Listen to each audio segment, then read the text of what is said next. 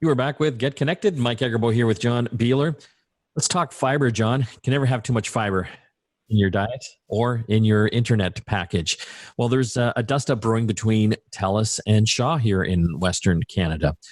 Shaw has recently rebranded their internet packages to include the moniker Fiber or Fiber Plus for the different packages they have.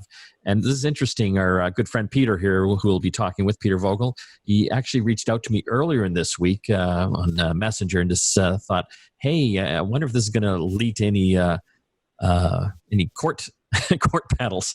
And lo and behold, within a couple of days, yes. On the line, we've got Peter Vogel. He is a tech enthusiast, expert, and physics teacher. Thanks for joining us, Peter. Good morning, John, and good morning, Mike. So let's start at the beginning for the listeners. Why is fiber important to have in our internet world? Well, fiber is the ultimate in terms of bandwidth, and all of the providers want to get more and more of your home business, whether that's TV, internet, security, ultimately medical information and so forth will be exchanged through the home. So bandwidth is the issue. We know that the cable companies are limited with the cable that physically runs into the homes, but we know that the telco, BC Tel or Telus as it's now known, of course, has been able to run fiber into many homes. Not everywhere, and it definitely doesn't have the market range that Shaw does in terms of its cable penetration. But now the two are going to do battle over who can claim the biggest bandwidth, the greatest speed, shall we say. So fiber. So this is interesting. I mean, they both have fiber networks, but to your point, Telus is now able to get fiber directly from their, I guess, backbone, like that last bit to the actual houses, whereas Shaw, their main backbone is all fiber, from what I understand. But that last mile to the house is essentially cable or coax. Is that correct? That's correct. And in order to get that upgraded to fiber, if that were to come with the cable company, then it requires a visit to the home, perhaps even drilling to get the fiber from the road into the residence. Now, Telus embarked on that about 5 years ago. Targeted a few municipalities as test cases. The one where I happen to be, Port Coquitlam, was one. And they got waivers to, they didn't have to pay permit fees and so forth, but basically given carte blanche. And fiber ended up in pretty much every home here. Once they had that fiber, then of course they could then target marketing at those homes. So looking at the marketing now, Shaw has rolled out their Fiber Plus plans. I mean, at face value there, they look to be kind of the same speeds. You can get gigabit speeds, which is pretty fast. That's 1,000 megabits, if I'm not mistaken, from Shaw and Telus. So the speeds seem to be the same. Are there other differences? Sure. So the speeds are indeed apparently about the same. Telus is synchronous, so both up and down are on the order of a gigabit. That's definitely not the case with Shaw. Its technology, the coax part of it, simply cannot deliver that upload speed. And the download speed is, of course, marketed as up to. And that's a very important part of the background, shall we say. But this Fiber Plus term has caused confusion. One would think the word plus means, well, this is better than fiber. But, this is fiber plus old school copper. So it cannot be better than pure fiber.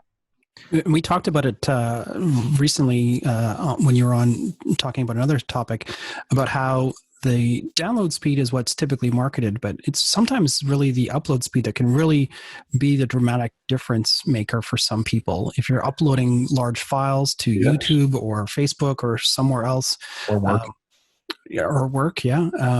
Or even on these Zoom calls that we've been on for the radio shows, having a big pipe going up and down is very important to that.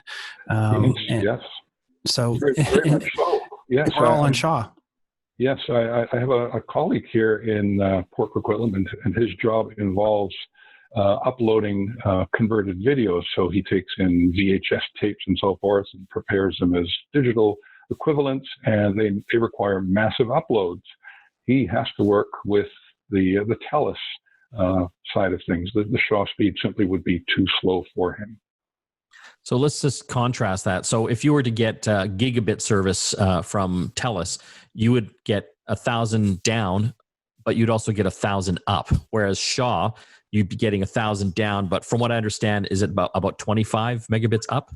Yes, about 25 to 30, and it could even be as low as 10 depending on your plan, but of course not on the gigabit side. But yes, it's up to, I think I've measured up to 30 myself. So let's talk about Shaw's fiber claim. I mean, they're not wrong if you look at the overall network of Shaw. Like their main network is fiber, correct?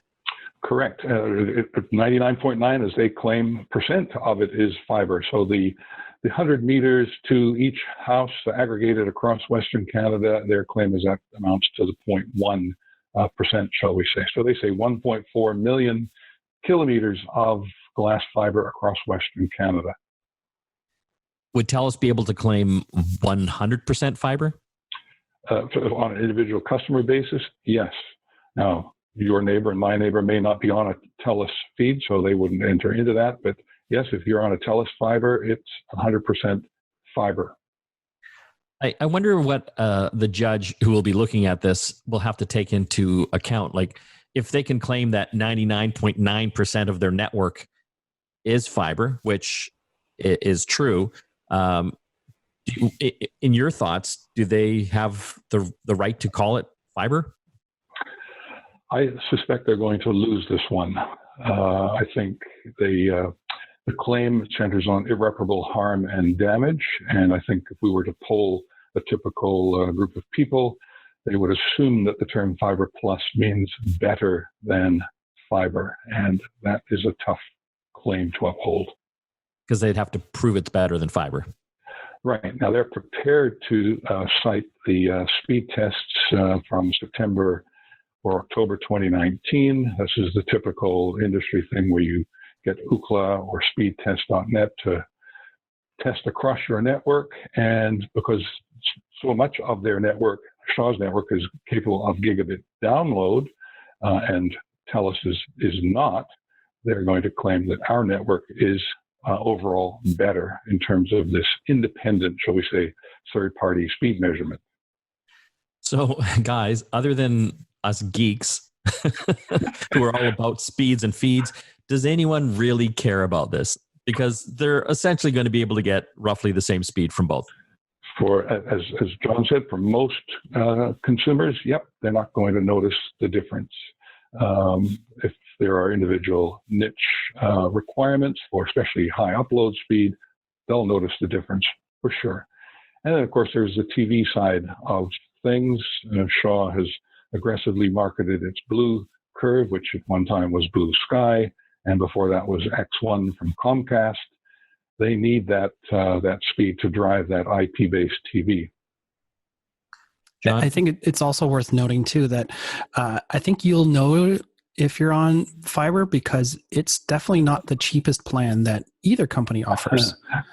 I think basically it's, to get the gigabit fiber plus, you're looking at almost $200 just for the internet.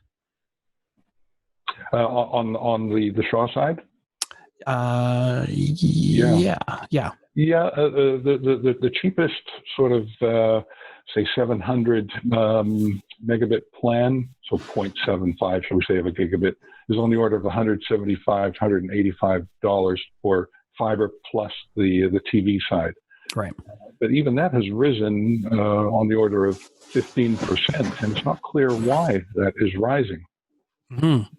Yeah, and we've talked about this on Facebook, Peter, about the fact that we both have an older plan that we're quite happy with. Full disclosure, I pay about $102 a month taxes in for HD channels, and I get roughly 640 megabit internet on Shaw. Yes, and mine is $120. I'm on the 600 megabit as well. I'm quite happy with that, but that wasn't the going rate, but that was the effective rate. But the marketed price was roughly 160 at that time. Yeah. Those prices are climbing, and it doesn't look like the two companies are prepared to duke it out over price at this point. They're sticking to their prices. Yeah. And it's a lot for internet, right? You know, and again, like we've talked about, the average person, anytime you're above 100 or even 300, you're probably not going to see a big difference unless you're doing very specific tasks. Well, you know why it's more expensive for internet now? Because less people are getting TV. They have to make up that. Yes. Oh, yeah.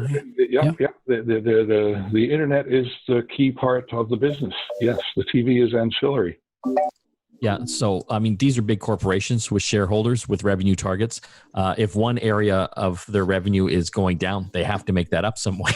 So yes, they do. They're going to do that on the thing that has the most demand. I mean, I think I'm paying about $105 or $110 for the 300 megabit plan from Shaw. And you have no TV though, right? No, they made me take TV because I phoned them. I was paying like $170 a month, and no one in my house watches regular cable TV anymore.